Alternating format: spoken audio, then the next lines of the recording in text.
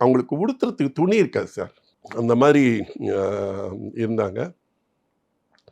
அந்த மாதிரி சின்ன வயசுலேருந்து வறுமையில் தான் இருந்தாங்க. ஒரு வேளை சாப்பாடு கஷ்டப்பட்டாங்க. அவங்க நல்லா பாடுவாங்க, நல்லா இது பண்ணுவாங்க அப்படிங்கிறதுனால நாடகத்தில் சேர்த்துட்டாங்க அவங்க அம்மா. பல நாடக கம்பெனி நடித்தாங்க. அப்புறம் கலைஞர் கருணாநிதியோட நடித்தாங்க.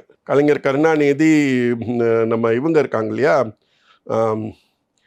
கனிமொழி அம்மா, அவங்களோட ட்ராமாவில் நடித்தாங்க. கலைஞர் கூட அந்த காதலுக்கு கூட வந்து இவங்க ஒரு தூதா இருந்தாங்கன்ற சொல்லியிருக்காரு இல்லையா சார்? அது சொல்லுவாங்க. அது சொல்லுவாங்க. இவங்க தான் வந்து அந்த கல்யாணத்தையே பண்ணி வச்சதாக ஒரு ராசாத்தி அம்மாள் பண்ணி வச்சதாக ஒரு பேச்சு இருந்தது. இவரை வந்து இந்த அம்மாவை வந்து வீரையான்னு எங்களுக்கு தெரிஞ்ச ஒரு நண்பர் இருந்தார். அவர் செட்டிநாட்டுக்காரர்.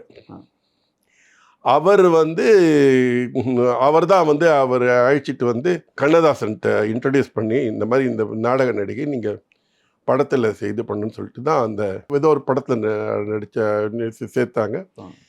அதுக்கப்புறம் மாடர்ன் தியேட்டர்ஸில் கொஞ்சம் குமரியில் நடிக்க வந்தாங்க. பட் அவர் வீரையா தான் கம்ப்ளீட்டாக அவர் இந்த அம்மாவுக்கு ஒரு பெரிய சப்போர்ட்டாக இருந்தது.